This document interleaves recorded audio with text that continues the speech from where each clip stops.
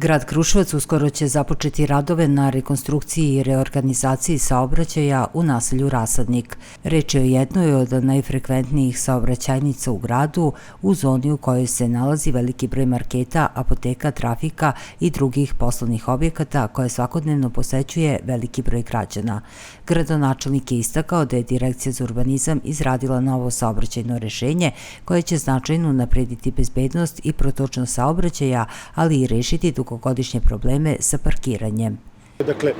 idući od grada prema Slobodištu, desna strana saobraćajnice praktično postaje zona za kratko parkiranje,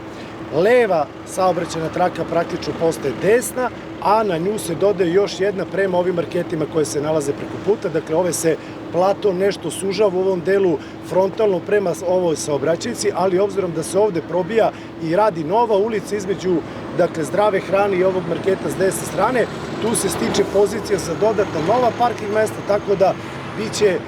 manji parking račun frontalno prema ulici, ali donećemo novi i veći broj parking mesta i mogućnost svaku, kao što je i direktor direkcije rekao, nesmetan ko želi da sutradan sa tog parkinga se isključi, moći će da izađe na ove ulice koje vode na novo naselje koje niče iz ovih zgrada, a oni koji žele da nastave prema gradu dobit će alternativu,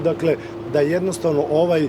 poznati čvor kruševački sada raspetljamo i da ga stavimo u funkciju. Dakle, ne kažnjavanje, da nekoga odgovorimo nemoj da staješ tu pošto poto, već ovde radi gotovo i možda i više, preko 200 radnika koji ovde primaju platu i želja nam je da njih privatni poslodavci sačuvaju, ali i svim Kruševljanima koji ovde kupuju, da im zaista omogućimo jedan pristojan način i bezbedan pre svega za one korisnike trotoara, majke sa kolicima, da nesmetano može da se sve odvija i na zadovoljstvo svih Kruševljana. Po rečima direktora Javnog preduzeća za urbanizam i projektovanje Miloša Jovića, uredit će se i paralelna ulica koja će takođe omogućiti da se stanari, kupci, ali i posetioci ovog dela naselja bezbedno parkiraju, zaustave i saobraćajnicom spoje do novog naselja u izgradnji. Što se tiče samog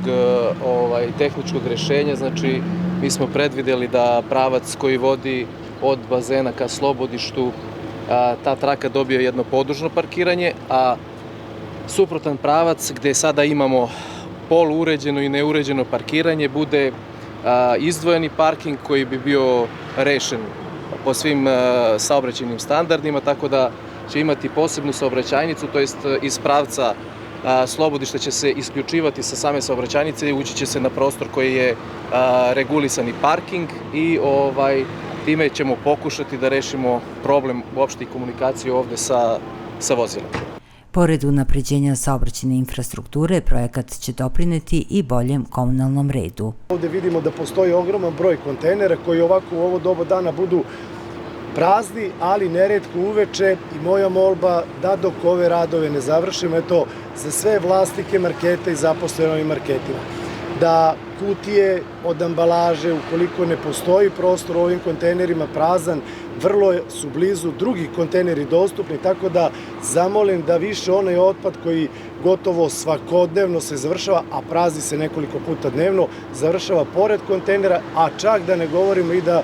neretko te kutije čak neko ih donese do kontejnera, ali ih ne ubaci unutra. Dakle, stvaramo jednu ružnu sliku ne samo